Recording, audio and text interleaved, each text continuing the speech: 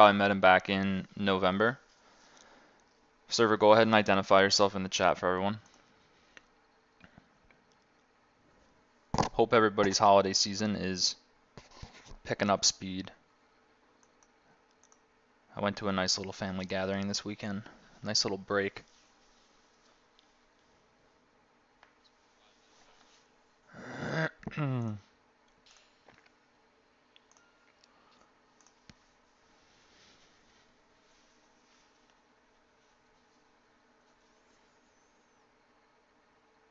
I'll wait till whenever you're ready, server. Right now I see the 8-4 spade hand. And everything looks fine to me.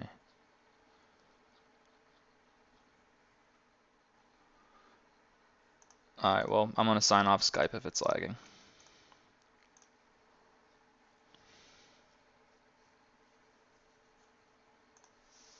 Should be a little bit better now.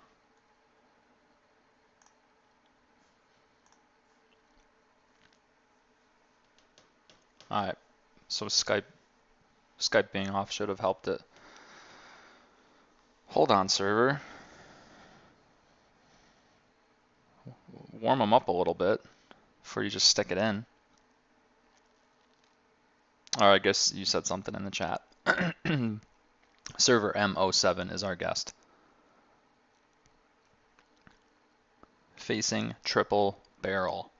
So server wanted to start with a filter on facing turn barrel out of position. We didn't see any real big leaks with his overall turn defense. Generally anywhere around 40 seems to be pretty good.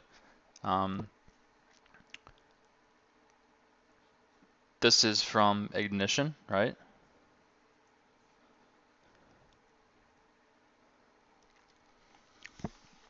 Cool. Server, whenever you're ready, give me your top 2 relevant data points for potentially finding an exploitative action on this river, because I'm pretty sure that shreds of this hand might be called. I think we'd probably favor King 4 and Ace 4 first, but I definitely think that portions of 6x and 4x are definitely called.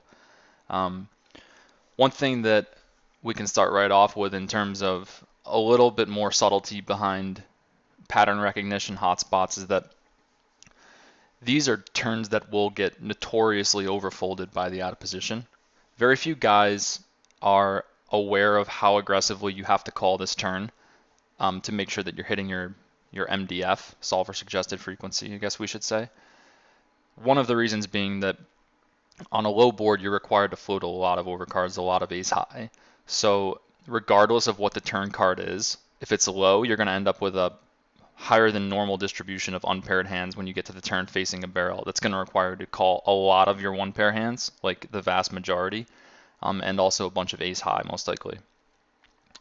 Like I would guess that you are supposed to be calling here with like a significant amount of ace 5 and ace 3. Maybe even as weak as like some ace 10 if you have it.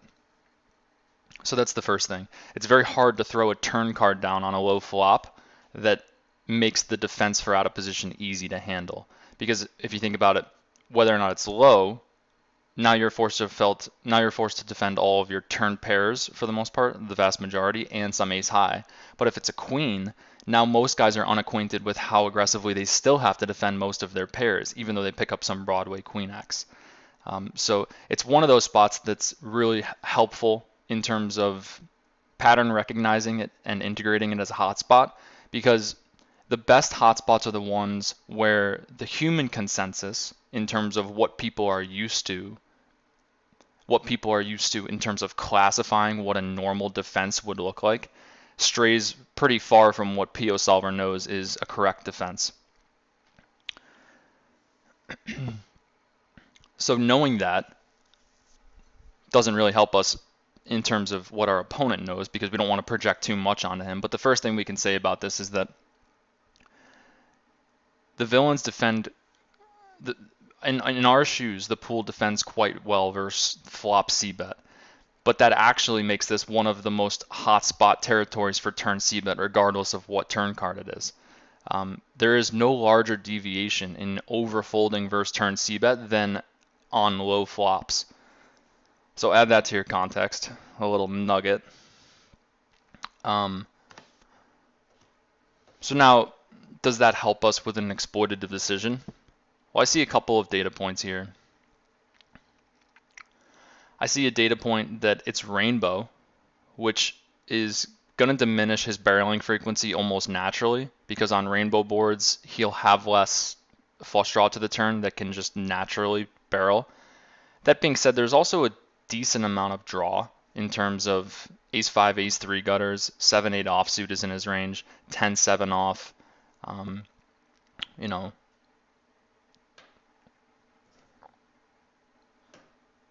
So those two are kind of counteracting each other in my mind. And I'm not sure that I necessarily see enough information to stray far away from a theoretical approach here. So without villain reads, I think I would probably try to call about optimal. Now, it's possible that if we had enough database research, we could support that his turn barrel will be under bluffed substantially, and that his river barrel, for that reason, won't be anywhere near optimal bluffing frequency. I think I can get behind the fact that like this is a below average river for us to be calling, just in terms of hitting potential overcard bluffs that barrel turn. But there's nothing like decisive for me that really stands out. In fact, the main thing that I am looking at the most, that I would maybe value the most in terms of making an exploitative fold, is the fact that this is a rainbow data point turn. But like I said, it's not quite that blatant because there's still a fair amount of gutters that he can have being on the button.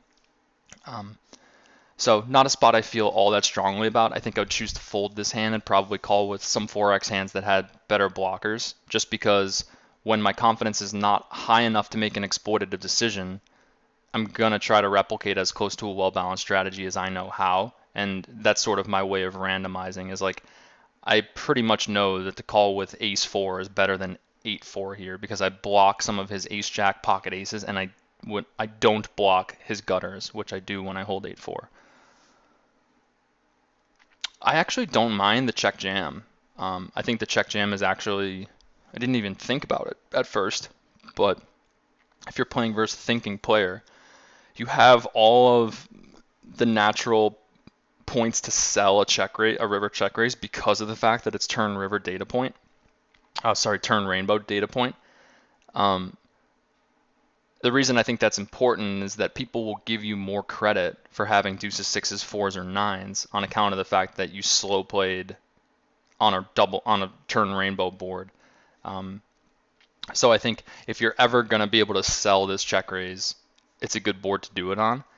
And I also think that he'll be value betting quite liberally, probably with pocket tens plus, even though I think you should definitely value bet like ace nine plus, maybe even weaker.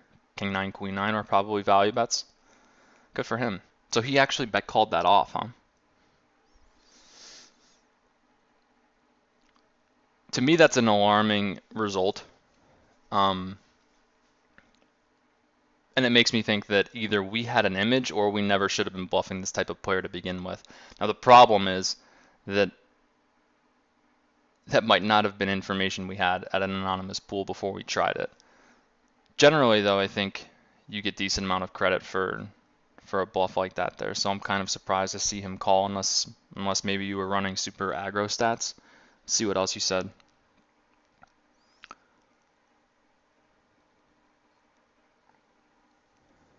I really like your jam there, to be honest, and it didn't even strike me as a possibility until you did it.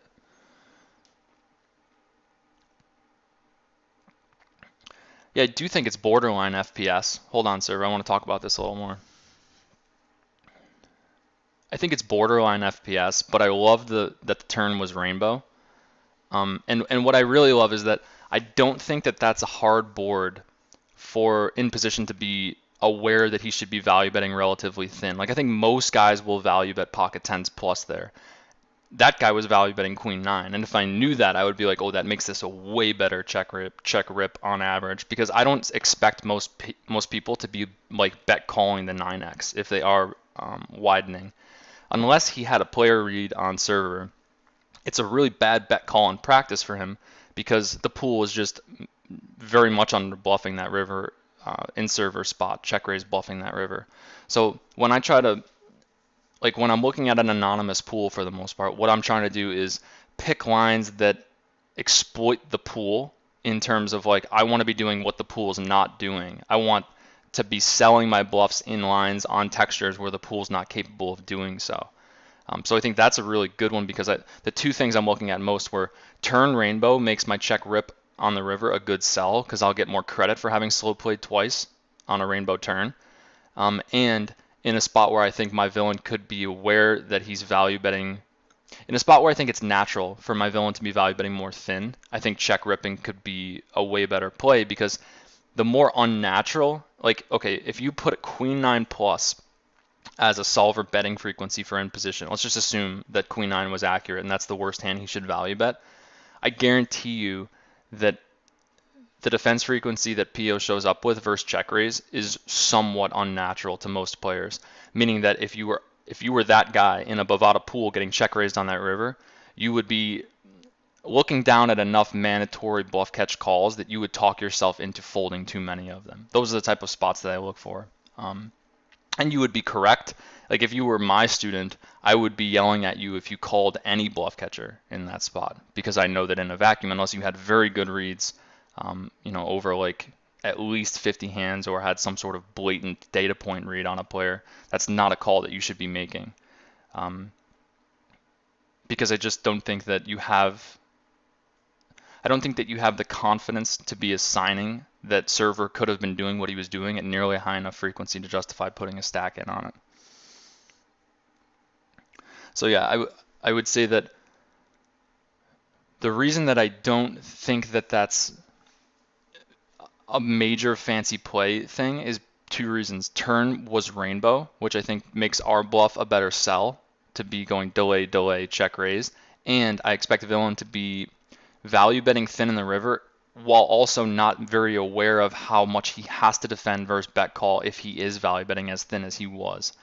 Now, who knows what that guy's thinking? It could be anything from he's aware that he was value betting thin and needs to make an effort to bet call, or he could have had a read on server that he just overvalued or something.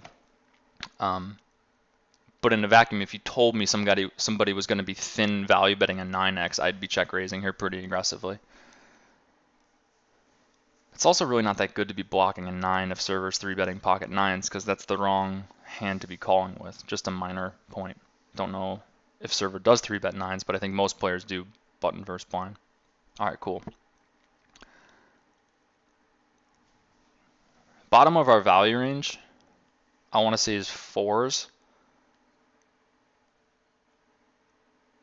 Jack 4 could be good enough, especially versus this guy. The interesting thing about Jack 4 is it's got removal on sets simultaneously, even though it's slightly weaker than 4s.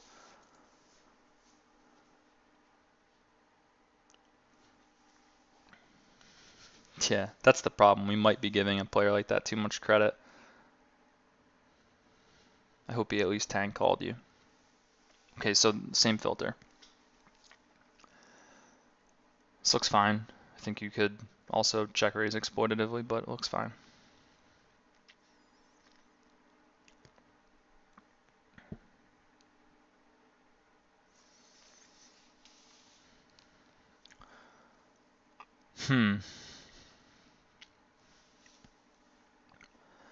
The only thing I don't like about this is that I think this is much more fancy play because from a theoretical standpoint, I don't think the check raise frequency is very high here.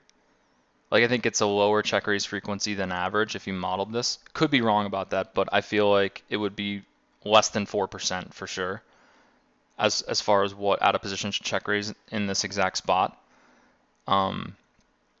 And then the other thing I don't like it is that I don't think many players would check raise value right here if they had boats or 7x. I think most guys would delay at another street. So I don't like how this looks a little bizarre. I'm very concerned about potentially doing something unorthodox that might be interpreted as fancy play or bizarre. I guess we could call them the same thing. Um, so let's just say that if I did check raise here, it would be because I thought the guy was barreling too much, potentially with some ace-x that beat me, so I didn't want to check call and potentially lose to like ace-9 or ace-10 that checked back river. Um, so that would have to be my first reason for check raising, is that I thought that it was better than check calling because I was going to make some slightly better hands fold. And then if I did get called in the check raise, I would never be bluffing this river, because I already think that he's entering a paradigm that doesn't believe you with the type of tier hands that are just going to bluff catch to river too often. Like if this guy bet calls you with pocket nines plus, I think that player has already made a decision often enough that he's just going with the hand. So this enters more of a psychological mode. And again, I'm operating pretty much all on feel here, but my advantage is that I coach a lot of guys and I understand a lot of paradigms where a very common trend is that if someone doesn't believe you in a spot where their range is already somewhat binary in terms of bluff catchers, and they have a quality of hand that they might be emotionally attached to, like if this guy has an overpair, then you're going to get bet called and heroed on the river at too high of a rate. Plus, let's be honest, he's got a shitload of 7x in his range. So I don't necessarily think that he'd even be required to call the vast majority of his overpairs in this river, because of how much 7x he has. Like he could probably fold a substantial chunk of overpairs and still meet his required MDF. So it doesn't stand out to me as a river hotspot that I would be targeting. I'm okay with a turn raise, but I would want that self-awareness around the raise to be knowing already that if I got resistance versus the check raise, that I'm pumping the brakes on the river and it's not even close. Let's see what server said. He said I was doing it exploitatively. I do know out of position should be check raising at a small frequency. I think it's fine to check call again, but I'm not sure. Yeah, I think check call is okay on the turn. And now here you just need to give up. If you barrel, it would be definitely in the category. Like it wouldn't even be fancy play syndrome to barrel river. It would just fall into the category of forcing aggression. Because fancy play syndrome is something that's more creatively unorthodox and like unclear territory that I think is just gonna. The reason that it's fancy play syndrome is it's gonna get looked at as a hard sell, a hard bluff for someone to compute that you could be repping in a certain spot. Last hand was sort of borderline, but this hand it's not even like creative. It's just almost just reckless. Like that's the difference between fancy play syndrome and forcing aggression. It's the difference between unclear creativity and straight up recklessness.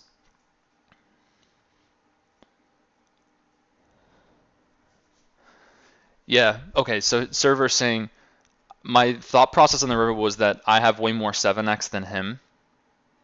But I think you need to change that thought process to something that's more relevant, which is how difficult is his MDF? Because if you're functioning on a range versus range analysis on the river, that's going to blind your vision to the fact that he has to be folding a certain amount of better hands to make this a profitable bluff, which is the way more relevant thing for you to be visualizing. Like the difference between what we see is you're looking at range versus range that you could have more 7x, and I'm looking at the fact that he can fold half of his overpairs and still it's not a profitable bluff for us. So there I would say mine is more direct because it's illuminating much more clearly what is required of him before my bluff is able to become plus EV. And it's doing it in a way that's allowing me to visualize what I need from him in order to make it work. Where the range versus range thing is much more ambiguous. It's just like, well, I have more 7x, so I should be doing most of the betting, but it's not direct enough. It's not, I guess, illuminated enough. It doesn't give you a good enough visualization of what has to happen in order for this to be good. Cool. So I think that's the first mental game tweak that we can make is we're focusing too much on range versus range if we're barreling this river and not enough on visualization of his actual MDF.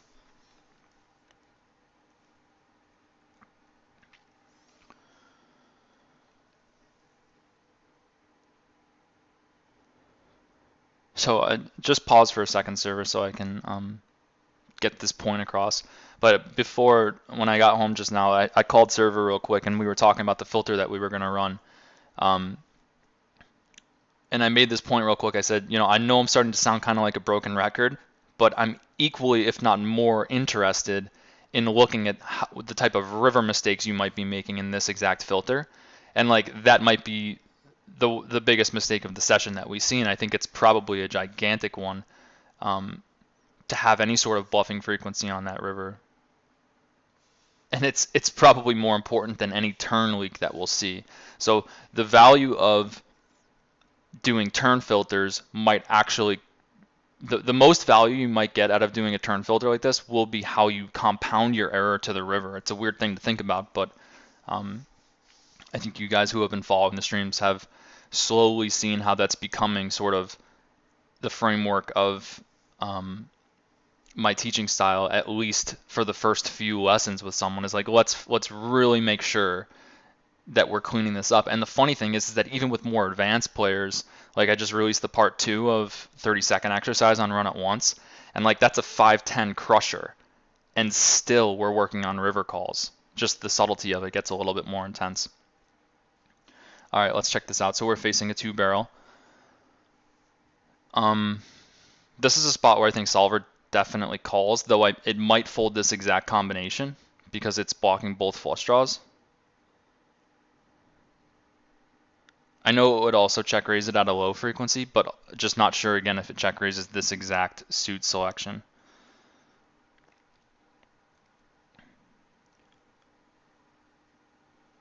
And Brian made a good point that could actually be a good place to check raise 7x if you thought that the guy was just going to drag too much on the river after going with it on the turn, deciding that he's going to go with it. And the other reason would be that if people aren't value betting river thin enough, you should also be check raising turn more aggressively. Let's see what server says about this hand. He said, so I've been looking at some PO solver stuff, and it seems like check call turn with open-ended straight draw as well. It seems to like check calling turn with open-ended straight draw, but that's because I think people follow through on the cards that actually hit me. Also, if I check raise every open-ended straight draw on the turn, he's a stationing type. And if he's a stationing type, it's easy for me to get owned. Yeah, I don't necessarily like defaulting toward a turn check call, toward a turn check raise, sorry. Assessing the value of the turn check call is difficult because like there's multiple angles that you can look at it from, and there's different moving parts, some of which could counteract your EV in a negative way and some of which could help. For instance, we could make a general, like suppose we made this assumption. I'm going to get a little advanced here, but I think you guys are ready for it because it's late fucking December. We've been going hard for 3 months. Suppose we make an assumption that our player will not barrel aggressively enough on cards that make us for a straight. That could mean anything that he won't value bet thin enough or that he won't bluff enough. That's going to reduce the value of our Jack 10 because it's going to reduce our implieds. It's going to reduce the value of it to check call. But now, under that same assumption that he won't be bluffing, under the same assumption that he won't be betting aggressively enough on cards that complete our straight, we also likely have to make the assumption that that means he likely won't be betting enough in general on any run out. So now, if the river's a deuce and he doesn't bluff enough, sometimes we beat Jack 8. Like sometimes we show down more frequently with Jack 10 than we should and we scoop. Sometimes we beat 7-8. Sometimes he shows down 3-4 diamond. You get the point. So we can't just make sort of hard and fast statements about how much equity we gain or lose if he doesn't barrel frequently enough in a certain spot because there's too many moving parts of the range to assess it, and I'm just not that good. What I know is that they're both moving at the same time. Stream froze, so I'm going to wait till it jumps back in.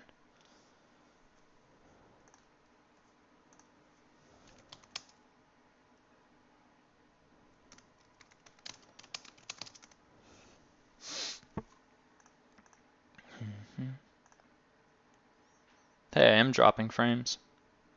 Alright, I'll wait a second for everybody to come back in. Who heard my analysis for the turn?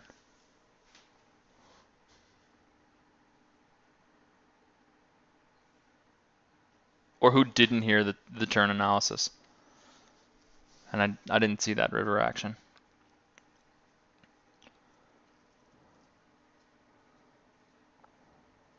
Did you check raise turn and then check folded river.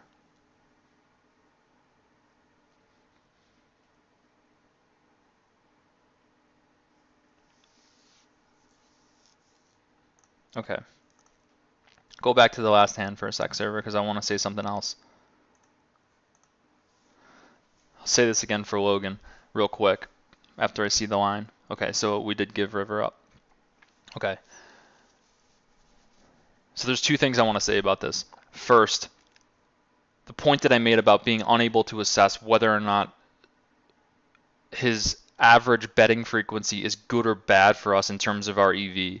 Sometimes if he barrels too often on cards that complete our straight, it's going to raise our EV with Jack 10. If he doesn't barrel enough on cards that complete our straight, that's going to lower our EV. But if he doesn't barrel enough in general, even on cards that miss our straight, sometimes we show down more frequently than we should against missed bluffs, like Jack 8, 7, 8, stuff like that, hands like what he had. So there's too many moving parts of that type of analysis for me to be able to say exactly what I would prefer from him in terms of river barrel frequency. It's just too subtle for my context that I just don't know. But what I can say is it reminds me of a hand when I first met Tim. You guys remember when Tim came out and flew out to Prague in November and he sat next to me for that one stream. Earlier that day we were going out to dinner and he showed me a hand that he played that was very similar to this. He check raised the turn in this exact same line with a gutter plus a flush draw. And it was a double two-tone board where villain was very draw heavy.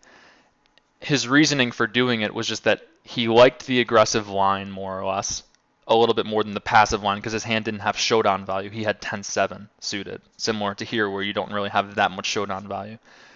The problem was that because of the fact that villain's range is extremely draw heavy in this spot, you're most likely, and because of the fact that it's double two-tone, two things are very likely to happen. He's going to float most of his flush draw and straight draw apparently, and he's also going to peel once with most of his queen X, because the natural interpretation of this board is, oh, there's a lot of draws out, I'll call and assess river with top pair. And I don't think I'm being that assumptive in guessing at that because, again, a lot of my reasoning here comes from speaking with so many people, and this is the way that normal people think. And it's also not far from accurate because look at what's happening. You actually do have an abundance of check raise bluff opportunities with extra flush draw in the spot. So a player would actually be correct to assume that the pool is more capable of over bluffing on a check raise turn on a double two-tone board with a lot of gutters than on a rainbow board like the first hand we looked at. So if you do, so server's asking me to talk a little bit about which hands you should check call and check raise here and plan for river. It depends if we're talking theory or exploitatively, so I'll get to my second point now. Theory would tell you to check raise Jack 10 at a small frequency, I'm almost positive from the grids that I've looked at. But it's also playing rivers perfectly in terms of perfectly balanced. Now what I told Tim in terms of this hand to simplify his strategy as a guy who forces too much aggression, and server, you might actually fall into this category considering that some of your leaks are showing that like the ace 8 hand. I know you gave up here, but the reason that I was so hard on Tim for a hand very similar to this was that I used the point that he doesn't actually know what rivers make his opponent's life very hard. So if he's not check raising turn with intention of barreling rivers that are actually favorable for him to barrel in terms of make the opponent's mandatory defense frequency very difficult, he probably should avoid check raising turn in the first place in a spot where he doesn't think his opponent is going to be anywhere near overfolding. Because if this guy floats with the vast majority of his top pair and over pairs and also calls with the vast majority of flush draws and straight draws, I think you're in bad shape in terms of I think he actually might be over calling in this spot.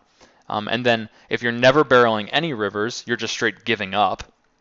And if you're barreling rivers that you haven't studied are actually favorable to barrel in terms of challenging his MDF, you might be walking into a spot that's equally as reckless to the ace-8 hand. So this is the type of thing where I can't give you the right answer, but I know how I'm going to protect myself because I'm not good enough to know how to play rivers perfectly, and that means I'm not good enough to know how to resort to even a well-balanced strategy. I guess you could use an RNG and bluff this hand like a third of the time or something. But for me, it's like I'm not good enough to know how to apply theory on the river, and I'm also not strong enough in my exploitative ability to know exactly what rivers I want to fire exploitatively and what rivers to give up on. So I would take the lower variance route that stopped me from complicating errors, and I would just check call the turn.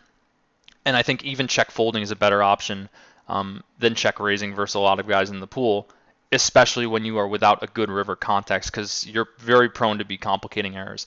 I could simplify it as much as this, and I think this is what I said to Tim that night to make it click. I said, look, do you agree with me that the spots that you're most likely making mistakes are the spots where you're most confused? And he said, well, yeah, I would guess that would have to be it, because the spots where I know what I'm doing and I'm actually confident in it from like a balanced point of view, like maybe a mass database point of view or a hotspot point of view, those are the spots where I print money. And he was sure about that. And I said, okay, so as long as you can see that it's the confusing spots that we might want to avoid funneling ourselves into, then we can take a more humble approach and not bloat pots without good context headed to the river. So I would recommend to, I think everyone that I would ever coach, considering I don't even know what to do on rivers after check raising, that they take the check call line more regularly here. That being said, I clearly can't fault you in theory for check raising. I just think you're prone to complicate things on the river, and I think the pools might actually incentivize you not to check raise and give up because they might be calling too wide. Hands that I like check raising on the turn. I know that Jack 10 is a mixed strategy from the type of stuff that I look at. It's been a while since I looked at like specific grids in this line, but I know that it would use things like, I know that it uses a spread. It would use some amount of flush draw. It would use some amount of this hand. It might even use a really small fraction of like 5-out pair or pair plus gutter. Can't really see pair plus gutter on this board, but definitely well randomized stuff. It might use some combo draws like 10-8 heart.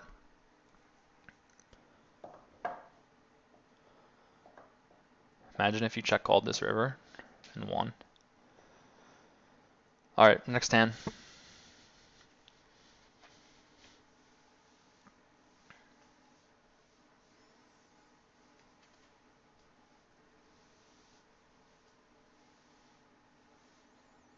One of the biggest shifts in my career that I can say when I really started to just like tighten things up, not in a nit way, but in like a deliberate win rate preservation type way, was like I eliminated all of the confusing complications from my strategy. Like I no longer was interested in funneling myself into parts of the game tree where I didn't have high confidence that I could continue to play well.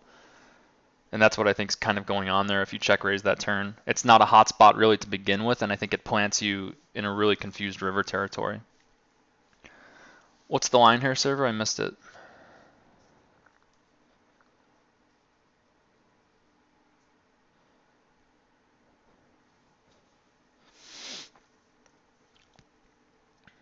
Just a triple barrel.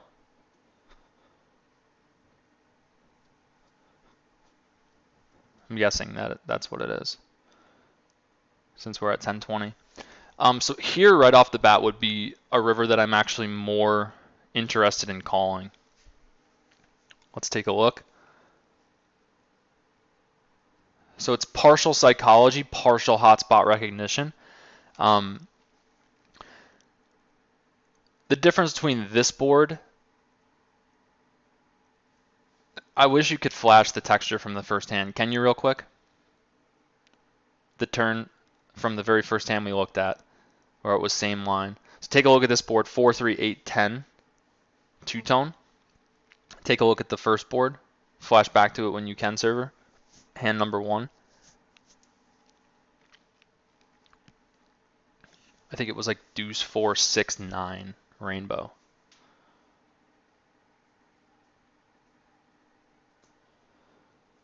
So let's strictly go on this turn texture right now. So this is deuce 4, 6, 9 rainbow, as opposed to the hand we just looked at,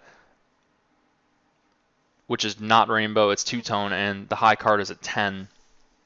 I think what you're going to find is that the subtlety is intense enough that it should have you pretty interested in bluff catching rivers aggressively, especially when you factor in the psychology that most people will barrel the king in the new hand more aggressively than other cards.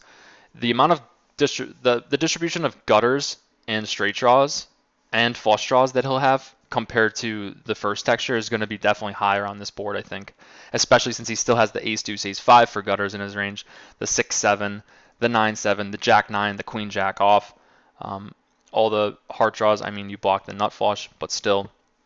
So that's my first thing that I'm noticing is that this is already a board where I'm a little bit more interested in potentially calling rivers. Yes, that's a bad river in terms of completing some of his overpair or Broadway type turn bluffs, but it's also a river that, based on the collective paradigm of the pools, usually leads to an accelerated river bluffing frequency, because if you ask 10 guys, how does the king interact range versus range, they would say it's a better card for my range, and the general leap that's made from there is better card for the range equals I should be betting more, similar to how Server thought that he should bet more because he has more 7x in that hand that I said was reckless when he held ace-8 before. So what should the bottom of this guy's value range be? Probably ace-10 plus, I would guess. And I think most players at 10-20 would probably be able to make that type of value bet. But even if he is doing that, I still think that the way 10-20 plays, which is to habitually pressure capped ranges, and to usually have equity-driven turn barreling ranges, I don't think a lot of players would realize how much they have to give up here. Like, Solver might very well have to give up with some Jack 9 off in this spot, in button shoes, and I think there's people that would fire that pretty relentlessly. So I do think this is a spot that I would be bluff catching, and I would probably bluff catch it exploitatively, unless I had nit reads on someone.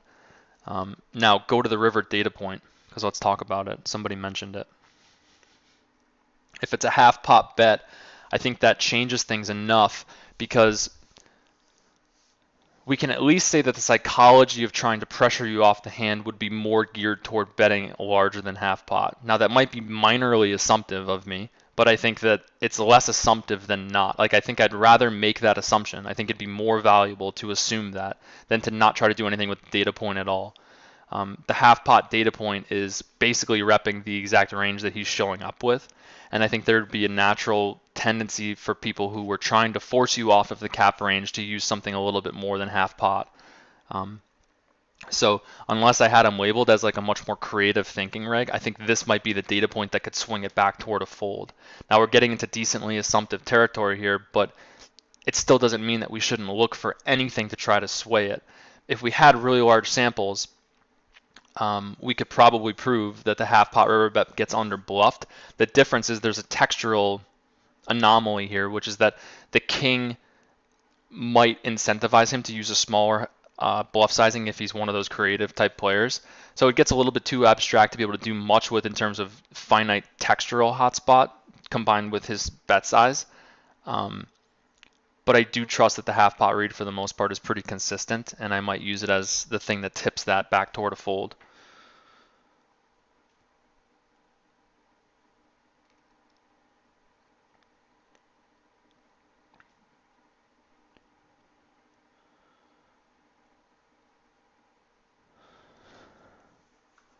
Let's read what you said real quick, Server. Yeah, so it seems like you agree that it's a river fold.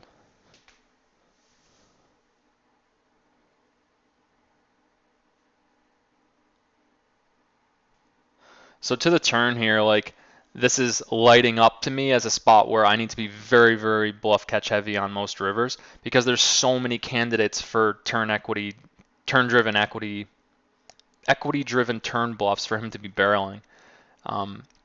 You're looking at double two-tone with gutters everywhere.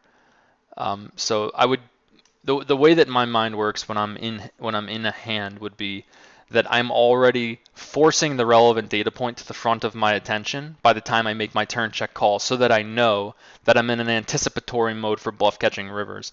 For me, that's helpful because it stops me from going back on my initial gut read.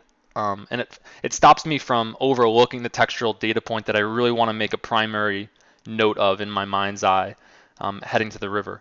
So now, as much as I want it to make that sort of light up at me, I have to be equally as aware of how the river changes all that, and I really think this changes it quite a bit.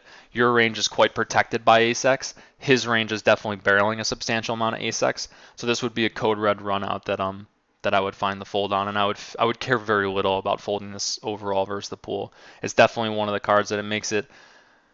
I would say it makes it way harder for him to be bluffing enough because it's improving his bluffs at a pretty good rate, and it's also giving you it's giving you a much easier required defense frequency, I think, than other cards. I wouldn't check raise here. I think it's too unclear. I think he's polarized to a straight.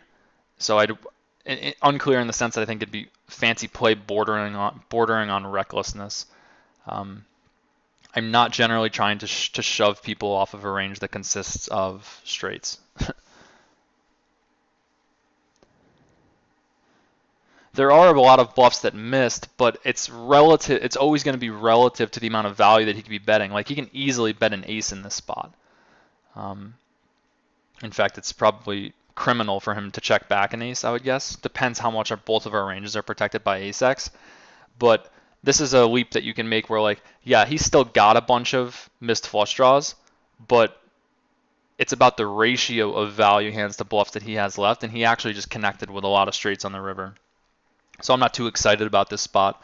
You guys have to understand that a lot of mental game preservation is about accepting that your analysis is good enough. Like, you cannot get so good without thousands of hours of PO solver grid work for you to know exactly what for you to know like exactly what the range versus range interaction looks like here, and to do the mass database analysis with a big enough database that you can get textual research for how often people are bluffing on this wheel runoff.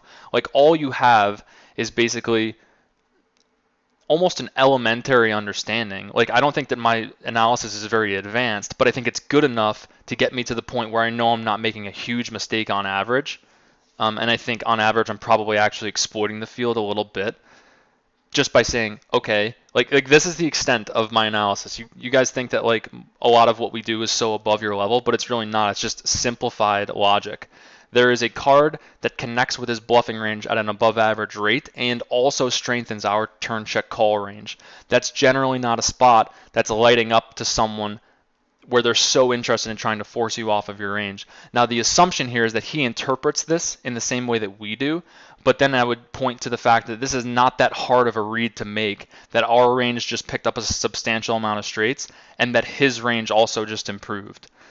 So I'm looking at the first thing that I mentioned, which is just more of the texture pattern recognition hotspot, which is simplified, and then I'm trying to get a gauge of how difficult it is for him to see what I'm seeing. And I think most players would be able to see what I'm seeing when he looks down and says, all right, well, big blind just improved to some straights, and the bottom of my value range should be an ace. And I just also connected with a bunch of stuff, so I'll use the bottom of my value range as a straight and expect him to be calling a decent amount on average. Like, it's not a spot. This is what's so important. I don't think it's a huge spot where many players are excited to go after you exploitatively, and that's the point I want to get to before I'm okay with folding. So when I say I fold and care very little, it's like I've distinguished with a high enough confidence that this is not a spot where I'm going to be getting exploited on average by the pool. So at that point, I just don't waste mental energy on bluff catching.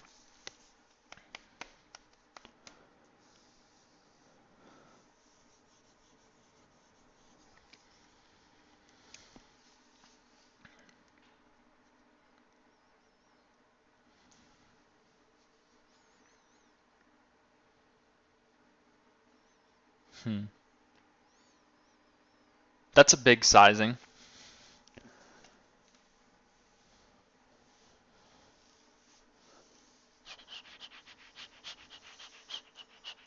I can't fault you for calling here.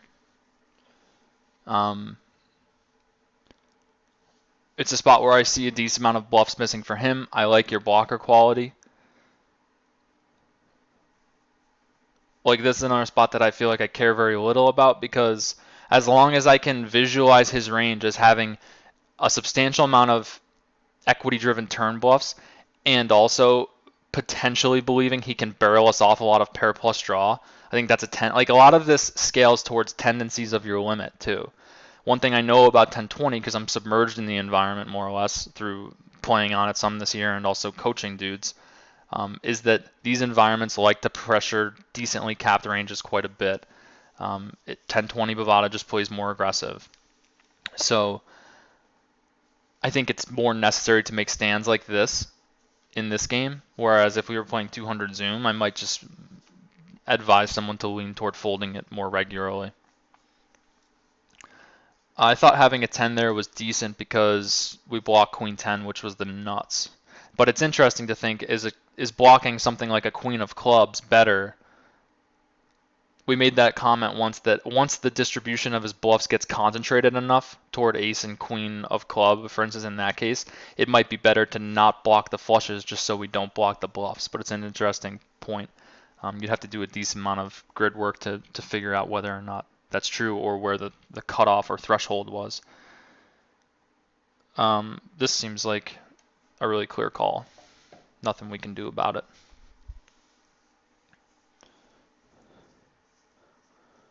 What do you think about the 10 here, server? I mean, to me, at first, it's like you're blocking the straight, so it's got to be better than King 7. Yeah, you're blocking stuff like Ace 10. Yeah. So what you would look at there, and that's why I said it's kind of hard to do it with, like, it's harder to do it with a club, but you would look at, does the distribution of bluffs that I block make up a greater percentage of his range than the value hands in his range that I block? And then at that point, you'd have a better idea of what hands you wanted to block. So it's ambiguous just to say, well, we block some bluffs and we block some value. Usually, like if you read applications of No Limit Hold'em, the way that Janda explained it was that the lower the denominator, like if you block the same fraction of two types of hands, let's say there would be Queen 10 off and Ace 10 off, the lower the denominator of value hands, the more that amount of combinations that you block is worth proportionally. So he was much more in the boat of hands that block nuts are more valuable than hands that block bluffs, because of the fact that the nutted region is usually combinatorically a lower denominator or a lower number than the bluffs.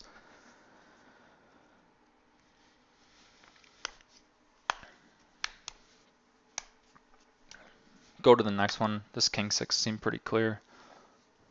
Or the next one if we did the King 10. Yeah, I think T-Slay, I think the assumption is that 1020 isn't capable of going 3 there enough. I think that, like, again, it's an alias or MDA read, but I think that 3 barrels come in at 1020 at a higher rate, especially on boards. Like, they might not be bluffing enough in general, but I think on the boards where there's like 3 to a flush and out of positions playing a lot of pair plus draw, those are spots that most guys recognize as out of position being in a more difficult spot to deal with 3 barrels. Probably because it falls into the category of out of position being more capped on the river. So I tend to see more aggression happen in those spots, which makes me a little weary of massively overfolding. Especially with a king, which is a decent blocker. Like King 10 is a decent blocker hand there. It's definitely way different than having like Ace 9. So we're facing 3 here, server? Or yeah, because it's 5-10. So same thing here, like I would say that having a queen in this spot is a lot different than having Ace 7 in terms of the amount of his top pair that we bluff, all of which is naturally value betting in his range. There's a texture read here that's actually subtle, but kind of significant, which is that Ace 4 and Ace 5 just left his potential river barreling range, and that made up a pretty high distribution of his turn bluffs. So it doesn't prove that that's enough to justify the fold on the river, but it could prove it if we said that he was under bluffing turn enough with a high enough concentration of Ace 4 and Ace 5 off as his main bluffs that now this might be one of the worst rivers in the deck in terms of appearing to be a good bluff catcher, but not. So basically what Hustle and Panda just said. Good eye. So there's a lot of subtleties that, like, I think that this is probably what guys get really good at as they move up to nosebleeds. It's just my guess, but I don't really see another direction you could go that would be more exploitatively geared than getting a really great awareness as to how the turn barrel frequency improved or remained unimproved on very specific runoffs. And to do that, you have to know sort of what the tendencies of the pools are in terms of their turn barrel frequencies and turn barrel qualities of hands. But I think we have decent evidence to show that people are usually using pretty equity driven turn barreling ranges, and I don't think that's necessarily wrong. It might be a little over applied, but in a spot like this, if you could prove that, this guy was pushing, 25 to 30 combos of ace 5 and ace 4 off that he was barreling turn with, suddenly this is a river that doesn't really stand out as one that you want to be bluff catching, assuming he's not bluffing with ace 5. And also like the 5-6 and 4-5 stuff that you guys mentioned, it's relevant. So at first glance, it's like, yeah, I can't really fault the call since you're high up in your range and you're blocking top pair, and the solver would probably fold this hand very rarely. But from a perspective of the types of hands that he would have to be bluffing turn with and then continuing to fall through with on the river in order to incentivize you to bluff catch, we might be able to find an above the rim fold. So this is the type of stuff that's pretty interesting to me. And if I ever went back to playing full time, which I don't think I would, it would be something that was like at the forefront of my awareness, that these were the spots I really wanted to hone in on and go above the rim in terms of focus.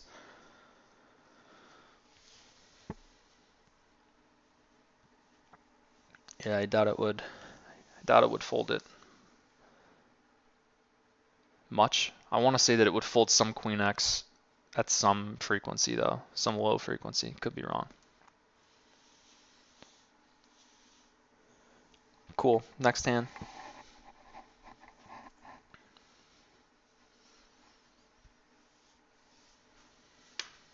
That was a cool runoff.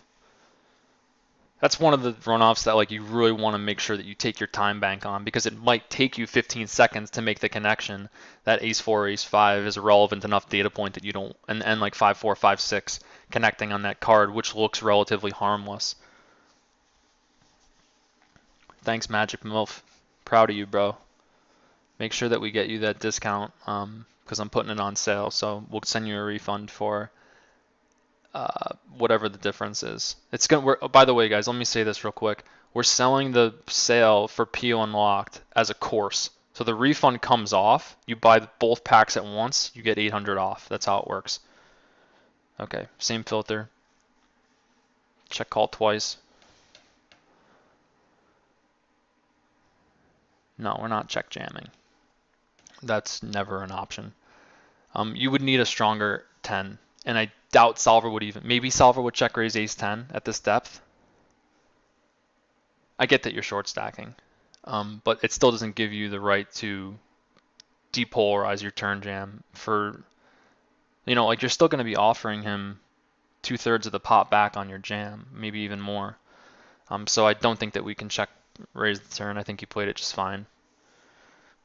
Probably too thin of a value bet by him. Might be, like, this is the weird thing, is that that's definitely a mistake versus the pools, because the pools are going to be overfolding on that queen. So why would you use a value hand that's at the stone bottom of a theoretical value betting range versus a pool who's going to overfold? And we have proof that pools overfold in this line, and they're definitely overfolding on that card. What's the third pack? PDMG? I think we were actually going to introduce maybe some combo packs in January.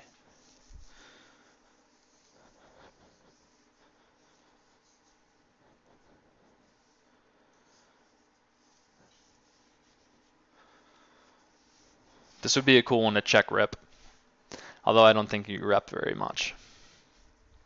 Maybe you can rep some ace 3.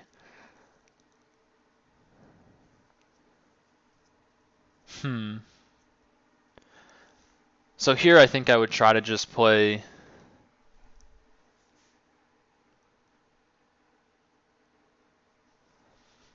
these data points are subtle as fuck. Like at first glance, I feel like the 5 actually looks like an above average bluff catching card, but depending on his turn barrel range, if it's gutter heavy, that 5 could be really poor. I don't feel strongly about this. I don't feel nearly as strongly about this one as the others. But then again, like I would protect myself. Like this is what I think is important. The very fact that this guy could show up with threes and 4-3 suited and ace-4 at a non-zero rate, which is like definitely possible. Like I'm over here coaching, advocating guys to be turning bottom pairs into bluffs versus the pool at a decent rate. I think it's completely possible that 4x and deuce x could even be in an optimal turn barreling range at some sort of frequency, and I think that would basically eliminate ace deuce from, like, I know those hands aren't supposed to barrel river even if they barrel turn at a very high rate, but like I would never put myself in a spot where I could ever see someone turn over a better bluff when I have the option of just check calling higher up in my range. Like there's no reason you can't just make this call with ace 4 instead of ace deuce. And I think that stuff is worth like tiny fractions of win rate that's actually relevant once you get to this level of sort of ambiguity. One of the things that I'm like constantly working on with students is like when they have the inkling that the guy's bluffing, especially when the guy's going donk, donk, donk, but then they make the river call with like pocket deuces and the guy shows them pocket fours as a bluff. It happens at a frequency that should make you aware of it, even though it's sort of anomalous, if that's a word. So yeah, I would just, as a protection mechanism, since unless you're doing this purely exploitatively and you thought he was actually going to be wide, which I think might be a little assumptive, I would protect myself by making sure that the bottom of my bluff catching range was slightly stronger. So yeah, what T-Slay has said is kind of my point, but I'm doing it less from a, like it's kind of twofold. It's like if I'm not interested in exploiting, I'm going to use that randomization system as sort of my randomizing way of oscillating my frequencies, and I'm also doing it from, I guess you would call it an exploitative or a protection type format of making sure that a random strategy adjustment in my opponent's strategy doesn't naturally exploit me if he ends up bluffing with a hand slightly better than mine.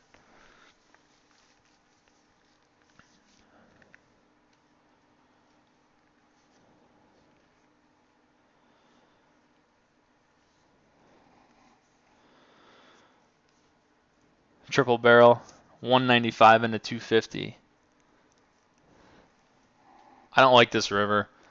A lot of what I go on here is feel, and that might not suffice for you guys.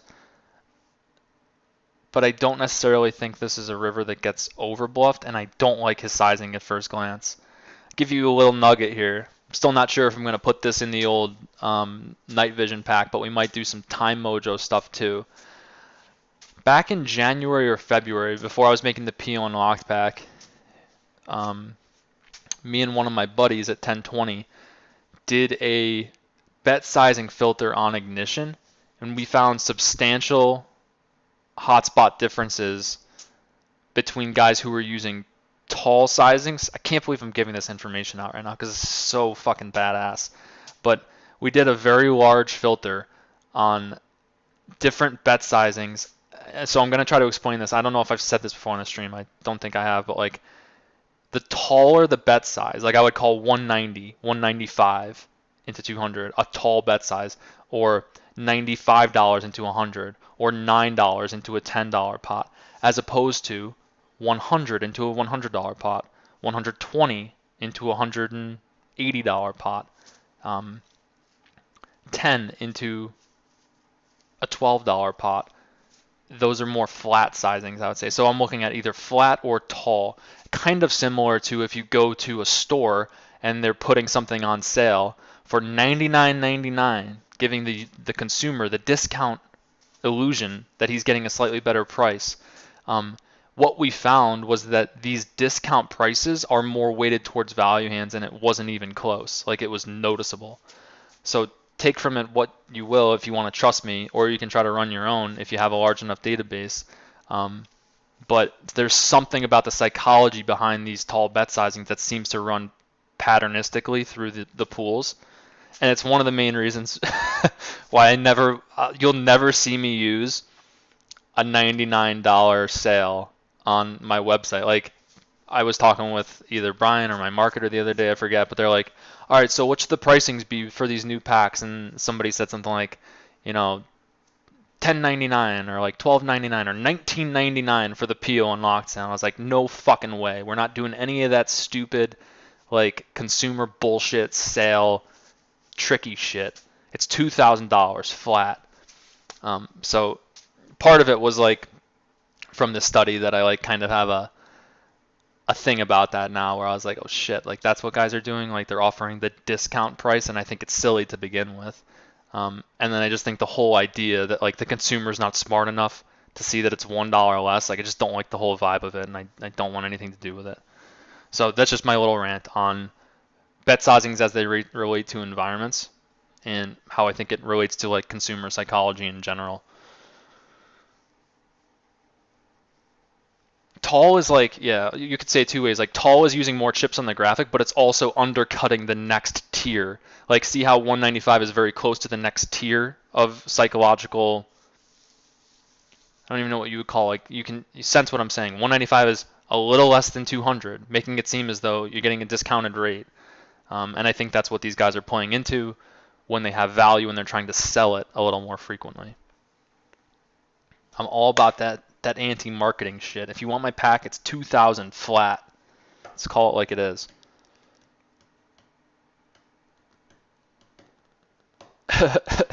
Looks like I just lost the sale though. All right, next hand. I would fold here, and it's mainly on feel, and a lot of it is that bet size.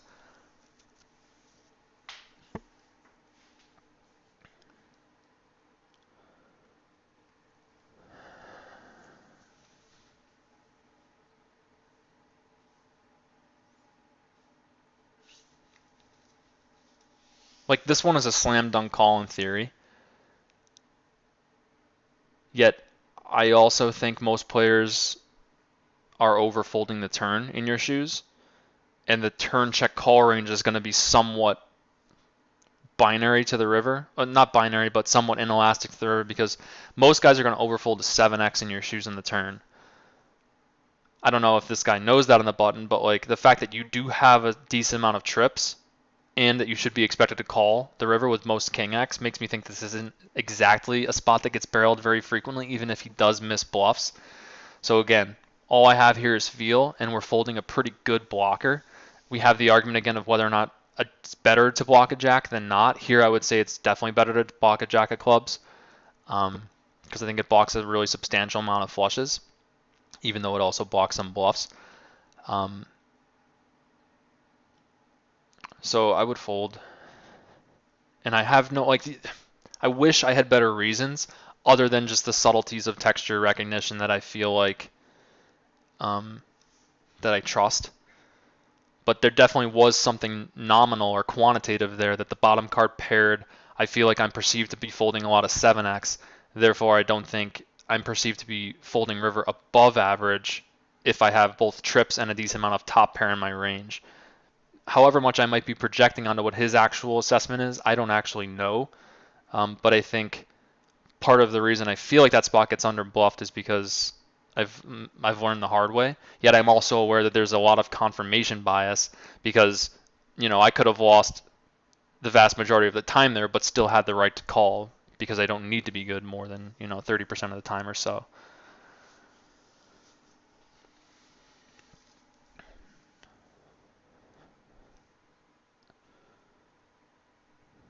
I think that 4x is actually going to be in your.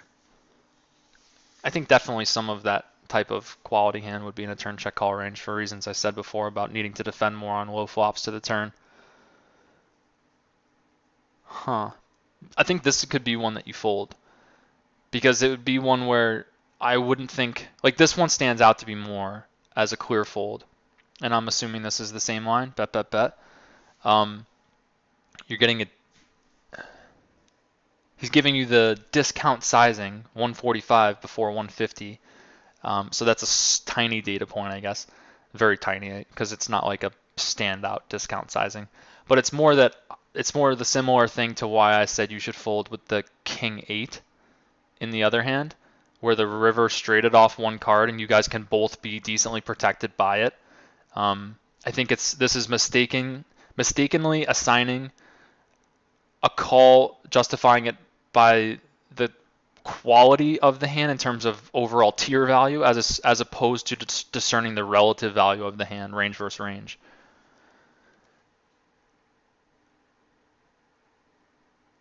To me, this one seems like much more of a natural call.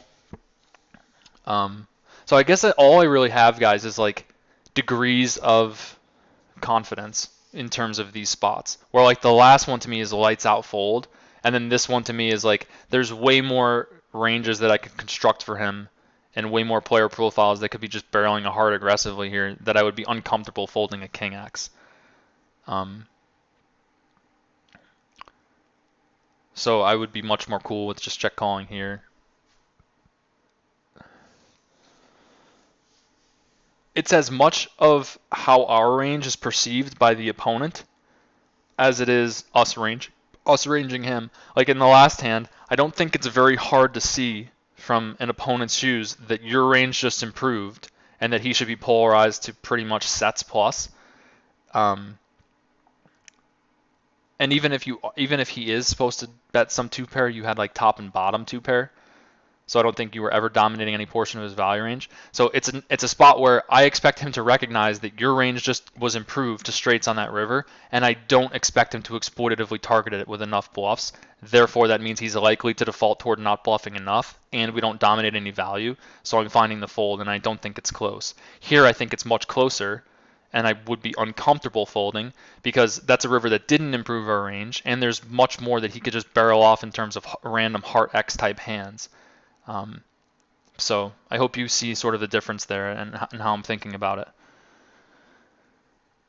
In terms of monotone boards, I mean, they only occur 5% of the time, so I've always sort of like put them on the shelf and never really dealt with them much. But from a very practical standpoint, they give him a lot of flush draw unpaired hands that could potentially barrel 3 times. So there's that.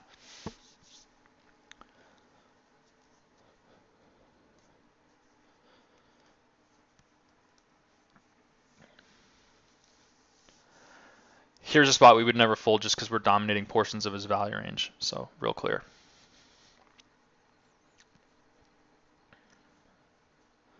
Like, I think it's standard for him to barrel Jack 9, Jack 8 there, so I don't think we have any sort of decision really here at all. That being said, you could say at the point at which he's so horrendously under bluffing, we might check fold even if we had some minor domination. But I think this one is not worth really staring at for long.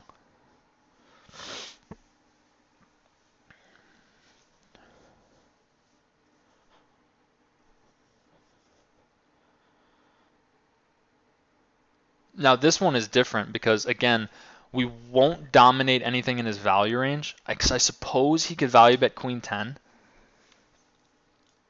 which makes it a little tricky. But I think a lot of players would check back Queen 10 here.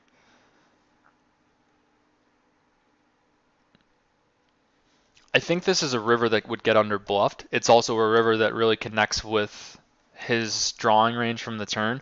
It's also a triple Broadway flop, which plants him with a lower distribution of bluffs to begin with. Like, it's harder for him to have as high a distribution of bluffs the whole way through the hand when it's triple Broadway than it is, King 10 7 from the flop. That should be kind of intuitive. It's harder for him to go out of his way and make sure that he has enough bluffs. Unless he's barreling a higher percentage of like ace X off here to make up for it. Just notice that that's a data point that like on triple Broadway he has to go further out of his way to try to end up with enough air on that river, and then it's flush closing too.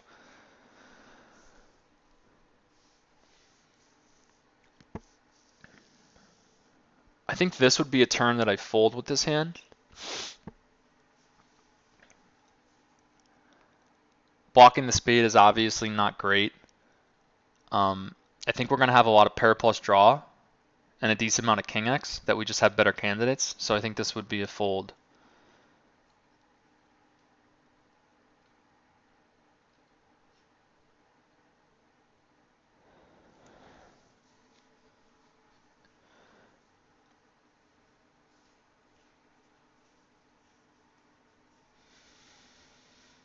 Any thoughts here, server? I feel pretty strongly about this one, that I don't think it should be a turn check call.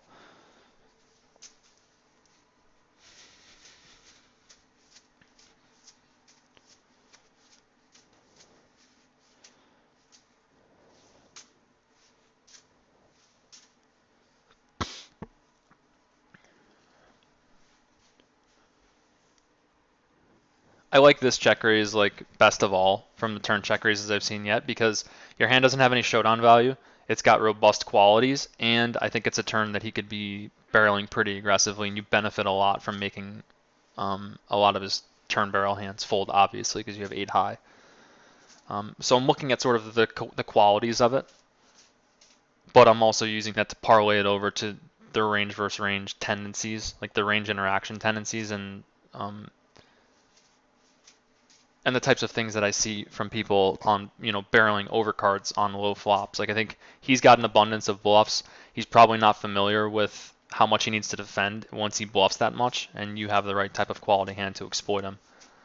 And now I fall into that category of really don't know what the fuck's going on in the river because I haven't studied these spots deeply enough, and I also don't want to challenge a paradigm that's already declared that he's not ready to give up. So generally, I think ducking out here and just check folding too much is the right play. Especially since if we looked at his MDF, it's probably not that unnatural, especially if he's already in sort of a frustrated mode or a call one to assess river mode, which we all know turns into tank, tank, tank call at a higher frequency than we would like when we're bluffing. King is also going to improve him a decent amount. You don't want to be challenging that improved King X to the river. I mean, there's definitely better rivers to bluff. The problem is I haven't studied the board well enough to get to the river. I haven't studied these spots well enough to be able to get to the river and be like, oh, I'm super confident that villain is super MDF challenge on this specific river. So I would cut my losses after the turn check raise and obviously just follow through with Diamond X. Like that's a hand that he probably heroes because he's got, emotional, or I used to call it sentimental value, sentimental attachment to the King Deuce when it pairs.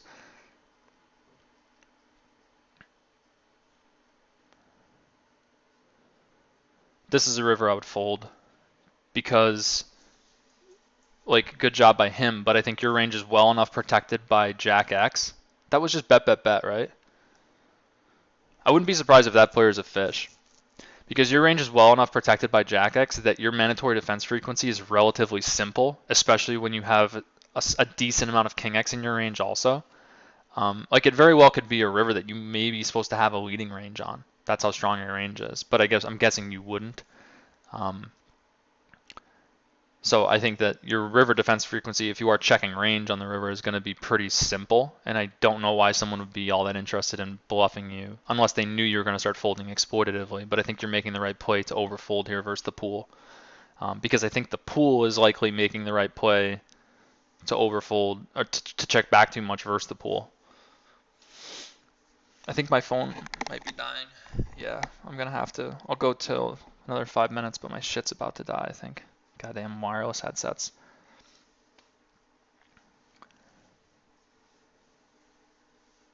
Oh wait, you check raise the turn. My bad.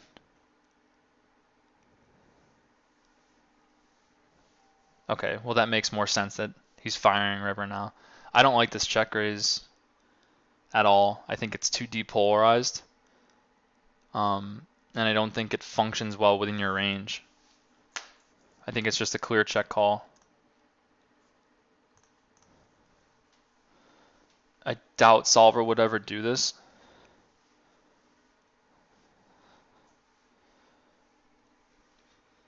Shit. I think you have to check call that river in this line. Because he doesn't have Jack X at a very high of a frequency at all. And he's got all that misdraw. Look, he's got Queen 10, 7, 8, all spades. And he's using the half pot discount sizing as a cheap bluff. And that shit is flat, son. Because it's 205. Bet size for the win. Wow, this is getting annoying. It's beeping like crazy.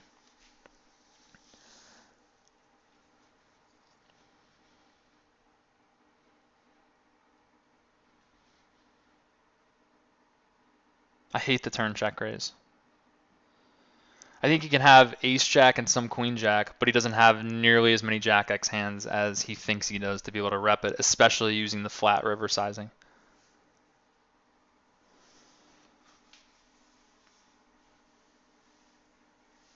Oh, that's 2.2 guy? All right, quick note before I leave. I'm gonna call 2.2 guy out in the thread right now. So there was this guy, he played on Ignition and like he only used the 2.2 sizing. And he just doesn't give a fuck, but we all know who he is and we have like his game totally dialed. But he's just totally unaware that he's the only guy that uses the 2.2 preflop sizing on the site, apparently.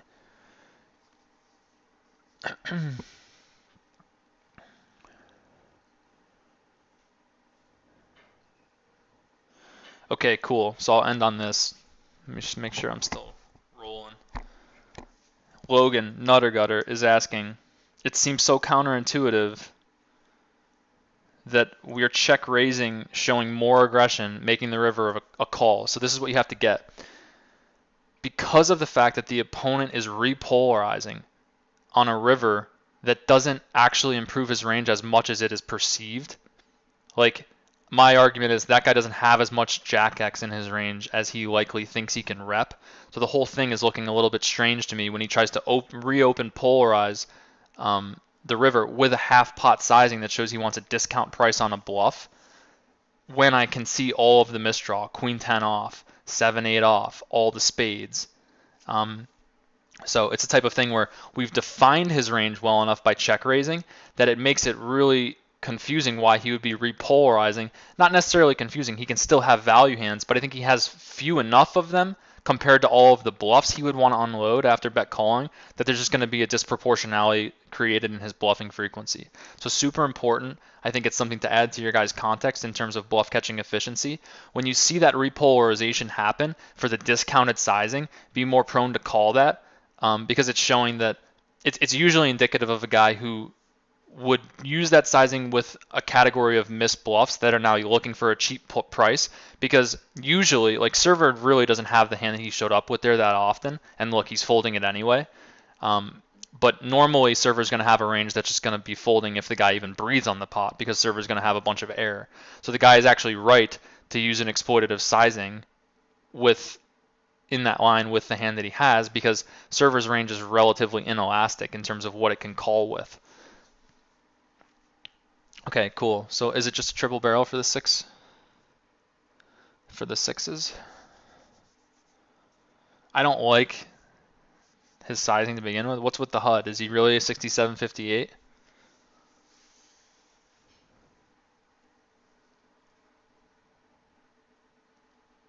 I guess I don't feel strongly about that sizing. I mean, at first glance, it looks like a fold because I don't necessarily think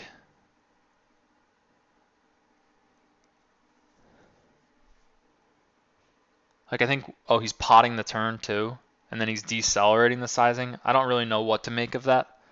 And I think I would try to approach this theoretically. And I don't think sixes with spades and diamonds would be in the calling range. I think I'd be much more prone to call with like 5-out pairs and just fold this. But this isn't one I feel strongly either way on in terms of whether or not I should be folding exploitatively. I would like to read more into whether or not he's actually a 6758, because that would probably make me more prone to call river. Turn pot sizing, I don't know really how to interpret for, unless I knew the exact player profile, but even then it's kind of volatile. So here I would just, I would fold this exact combination of sixes, maybe call with some ones that didn't block any flush draws, and just try to play it relatively solid.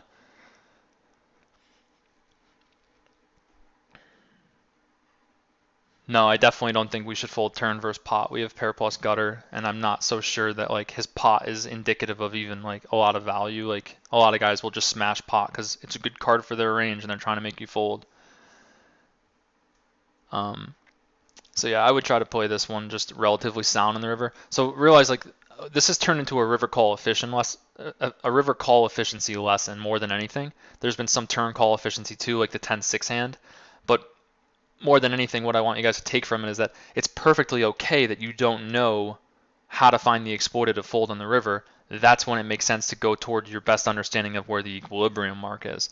That's how you never go on tilt, is when you have a strong enough framework and it makes sense enough in your strategy blueprint to be like, all right, I'm going to trust myself in all of these spots that I've been gathering on my off time and my study work.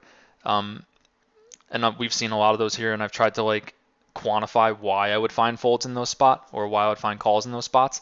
And then in every spot where I don't really see a hot spot or where I'm just less confident, the thing I revert to is not confusion, it's my understanding of where the equilibrium is. And I'll replicate that to the best of my ability and not make a big deal out of it because I know I'm just doing my best in that spot. Like, once you have a solid enough conviction that you have enough edge in the hot spots that you've studied so far, you'll be more easy on yourself when you don't have the read because you'll know that you also have a good understanding of where the equilibrium sort of is. And that will be good enough for you because you know that your edge comes from mainly hotspot recognition.